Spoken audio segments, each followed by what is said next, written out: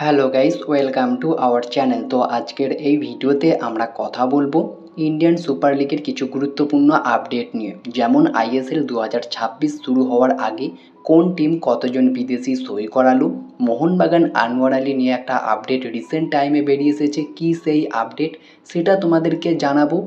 আইএসএলের এক সময়কার super sub superstar ঈশান পান্ডিতাকে দীর্ঘদিন পর দলে নিল, তো সেটা নিয়েও আপডেট জানাবো। আইএসএল ফিক্সচার নিয়ে একটা আপডেট রয়েছে, তো সব কিছু বিস্তারিত জানাবো আজকের এই ভিডিওতে। ভিডিওটা ইন্টারেস্টিং হবে, শেষ পর্যন্ত দেখতে থাকো। আর আমাদের এই চ্যানেলে যারা প্রথমবার এসেছো তারা অবশ্যই সাবস্ক্রাইব করে পাশের বেল আইকনটিতে অল প্রেস করে দিও। তো চলো শুরু করা যাক। প্রথমেই আমরা কথা বলে নেব আইএসএল ফিক্সচার নিয়ে। আইএসএল শুরু হতে আর বেশি টাইম বাকি নেই, খুব দ্রুত আইএসএল শুরু হতে চলেছে 14ই ফেব্রুয়ারি থেকে। তবে এখনও আইএসএল ফিক্সচার রিলিজ হয়নি, তবে আইএসএল ফিক্সচার রিলিজ হওয়া নিয়ে একটা আপডেট সামনে এসেছে। আইএসএল ফিক্সচারের প্রথমেই কিন্তু ডার্বি ম্যাচের একটা আবেদন করা হয়েছিল, তবে সেটা পুরোপুরিভাবে রিজেক্ট করেছে দুই প্রধানই। মোহনবাগান, ইস্টবেঙ্গল দুটো ক্লাবই কিন্তু প্রথমেই ডার্বি ম্যাচ খেলতে রাজি হয়নি। তো দেখা যাক, আশা করা যাচ্ছে খুব দ্রুত আইএসএল ফিক্সচার রিলিজ হয়ে যাবে। সেটা নিয়ে হয়তো কার্যকলাপ চলছে বর্তমান সময়ে। অলরেডি ব্রডকাস্টার নিয়েও কিন্তু একটা টেন্ডার হয়ে গিয়েছে। তো আশা করব খুব দ্রুত সব কিছু সমস্যা মিটে গিয়ে খুব তাড়াতাড়ি আইএসএল ফিক্সচার রিলিজ হয়ে যাবে। এরপরে যদি আমরা কথা বলি আনোয়ার আলী এবং মোহনবাগান নিয়ে কি আপডেট বেরিয়ে আসলো, তো আনোয়ার আলী মোহনবাগান নিয়ে দীর্ঘদিন ধরেই কিন্তু একটা জটলাও রয়েছে, তো সেটা নিয়ে কি আপডেট বর্তমান সময়ে বেরিয়ে আসলো সেটা তোমাদেরকে জানাই। তো আনোয়ার আলী ট্রান্সফার বিতর্কে আবারও একবার কিন্তু মোহনবাগান জেগে উঠেছে। 2 মাস আগে ফিফার কাছে তারা আবেদন জানিয়েছিল, তবে কোনো প্রতিক্রিয়া পায়নি সেখানে। প্রায় 18 মাস ধরে এআইএফএফের স্তরে মামলাটি ঝুলে থাকায় শেষ পর্যন্ত court of arbitration for sports অর্থাৎ সিএএস এতে আবেদন করলো মোহনবাগান সুপার জায়েন্ট। তো দেখা যাক এখানে কি আপডেট আসে নতুন করে আনোয়ার মোহনবাগান নিয়ে। তো আশা করব খুব দ্রুত এই সমস্যার সমাধান হয়ে যাক, কারণ অনেক দিন হয়ে গেল। তোমাদেরকে আমি অনেক আগের ভিডিওগুলোতেই জানিয়েছিলাম যে মরশুম শেষ হয়ে যাবে তবু আনোয়ার আলীর কেস নিয়ে কোনো আপডেট আসবে না। তো সেরকমই হচ্ছে, একটা মরশুম চলে গিয়েছে, আরও একটা মরশুম হয়তো এতদিন আইএসএল শুরু হলে প্রায় অর্ধেকের বেশি মরশুম হয়ে যেত। তো সেখানে আইএসএল তো শুরু হয়নি, নতুন করে আইএসএল শুরু হচ্ছে ফেব্রুয়ারিতে, সেই আইএসএলও চলে এলো, কিন্তু আনোয়ার আলী নিয়ে এখনও পর্যন্ত কোনো কনফার্ম আপডেট এলো না। অর্থাৎ দেখা যাক আরও কিছুদিন আমাদেরকে এই নাটকটা দেখতে হতে পারে। এরপরে যদি আমরা কথা বলি ঈশান পান্ডিতাকে নিয়ে, এক সময়কার আইএসএলের সুপারস্টার সুপার সাব, যেখানে তিনি এফসি গোয়ার জার্সিতে সুপার সাব হিসাবে একটা দারুণ নজর কেড়েছিল, পরে জামশেদপুর এফসিতে দুর্দান্ত খেলেছিল। তো সেই ঈশান পান্ডিতাকে নিয়ে যদি আমরা কথা বলি, তিনি একজন 27 বছর বয়সী ইন্ডিয়ান সেন্টার ফরওয়ার্ড। বর্তমানে তিনি কেরালা সুপার লিগের ক্লাব মালপ্পুরম এফসিতে খেলছিলেন এবং সেখান থেকে দীর্ঘদিন পর আরও একবার এফসি গোয়া তাকে সই করালো। তার একটাই কারণ, বর্তমানে তাদের 4জন বিদেশিকে ছেড়ে দিয়েছে। 2জন বিদেশি স্ট্রাইকার ছিল, ইকার গোয়ারেটেক্সেনা এবং জাভিয়ার সেফেরিও টুরো, দুজনকেই ছেড়ে দিয়েছে। এবং এই মুহূর্তে তারা কিন্তু কোনো প্রকার বিদেশি স্ট্রাইকারকে দলে নিচ্ছে না, ভারতীয় স্ট্রাইকারের উপরেই আস্থা রাখছে। তো সেখানে ঈশান পান্ডিতাকে দীর্ঘদিন পরে আরও একবার ফিরিয়ে আনলো এফসি গোয়া, যেটা মার্কাস মার্গুলাহো অফিসিয়ালিভাবে জানিয়ে দিয়েছে। তো খুব দ্রুত অফিসিয়ালি অ্যানাউন্সমেন্টটাও হয়ে যাবে, 100% কনফার্ম ধরে নাও। এরপরে যদি আমরা কথা বলি আইএসএল 2026 মরশুম শুরু হওয়ার আগে কোন টিম কতজন বিদেশিকে সই করালো, তো সেটা তোমাদেরকে জানিয়ে দিই। প্রথমেই আমরা কথা বলবো মোহামেডান এসসিকে নিয়ে। তো মোহামেডান এসসি আইএসএল খেলবে তো জানিয়েছে, তবে বর্তমানে যে খবরটা রয়েছে এখনও পর্যন্ত মোহামেডান এসসি টিমে কোনো বিদেশি নেই, অর্থাৎ তারা অল ইন্ডিয়ান স্কোয়াড নিয়েই আইএসএলটা খেলবে। এই মুহূর্তে মোহামেডান এসসির বিদেশি সংখ্যা 0। সেকেন্ড যে টিমটাকে নিয়ে আমরা কথা বলবো সেটা হচ্ছে ওড়িশা এফসি। অনেক ডামাডোলের মধ্যে দিয়ে ওড়িশা এফসি শেষ পর্যন্ত ইচ্ছা প্রকাশ করেছে এই মরশুমে তারা আইএসএল খেলবে। আর বর্তমানে তাদের বিদেশি নিয়ে যদি আমরা কথা বলি, এখনও পর্যন্ত তাদের স্কোয়াডে বিদেশি সংখ্যা হচ্ছে 2। 2জন বিদেশিকে নিয়েই তারা সম্ভবত এই আইএসএলটা খেলবে। 3 নম্বর যে দলটাকে নিয়ে আমরা কথা বলবো সেটা হচ্ছে চেন্নাইন এফসি।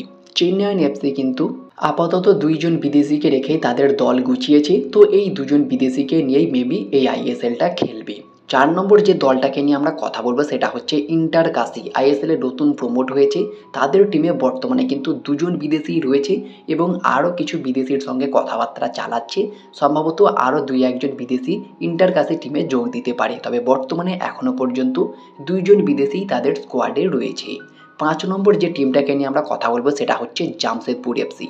জামশেদপুর এফসি টিমটার কিন্তু এই মুহূর্তে এখনও পর্যন্ত পুরোপুরি ফরেন স্কোয়াড কমপ্লিট করে রেখেছে, অর্থাৎ তারা কিন্তু 6 জন বিদেশিকে রেখেই দল সাজিয়েছে এবং 6 জন বিদেশিকে নিয়েই তারা আইএসএল খেলবে।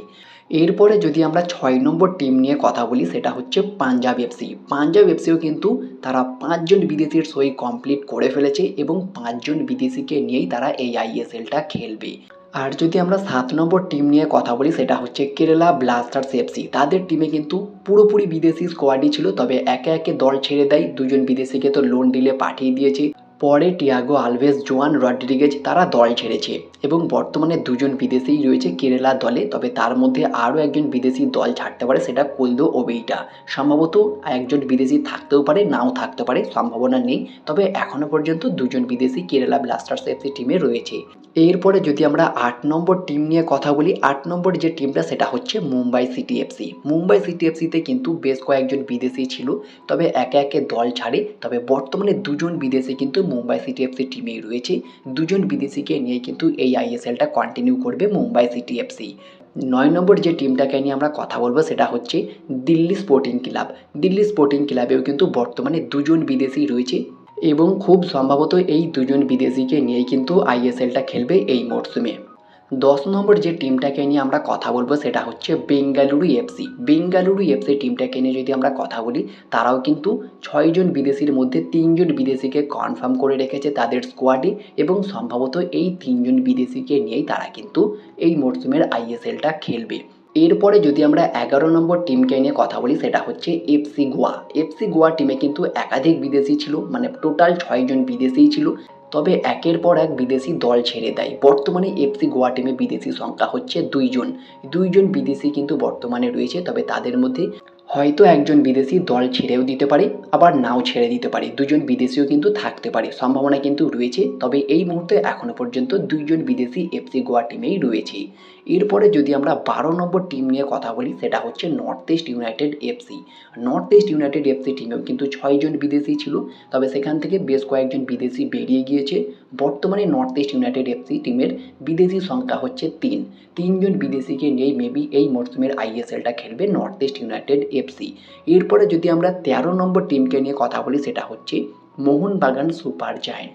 মোহনবাগান সুপার জায়েন্ট টিমে কিন্তু বর্তমানে বিদেশি সংখ্যা 6 জন, অর্থাৎ তারা কিন্তু বিদেশি স্কোয়াড কমপ্লিট করে রেখেছে। পুরোপুরি 6 জন বিদেশিকে নিয়েই এই মরশুমের আইএসএলটা খেলবে। সর্বশেষ লাস্ট মানে 14 নম্বর যে টিমটা সেটা হচ্ছে East Bengal FC. East Bengal FC টিমেও কিন্তু 6 জন বিদেশিই ছিল, তবে তাদের 2 জন বিদেশি স্ট্রাইকার কিন্তু রিসেন্ট টাইমে দল ছেড়েছে এবং বর্তমানে তাদের বিদেশি সংখ্যা হচ্ছে 4 জন বিদেশি রয়েছে। তবে আরও একজন বিদেশি আসার সম্ভাবনা প্রচুর রয়েছে।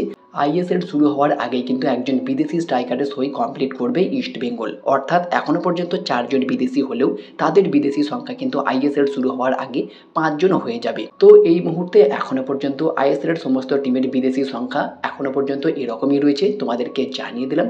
তো ভিডিওটি ভালো লাগলে লাইক শেয়ার কমেন্ট করে আমাদের চ্যানেলটিকে সাবস্ক্রাইব করে পাশের বেল আইকনটিতে অল প্রেস করে দিও। তো দেখা হচ্ছে নেক্সট কোনো ভিডিওতে। Bye bye, have a good day.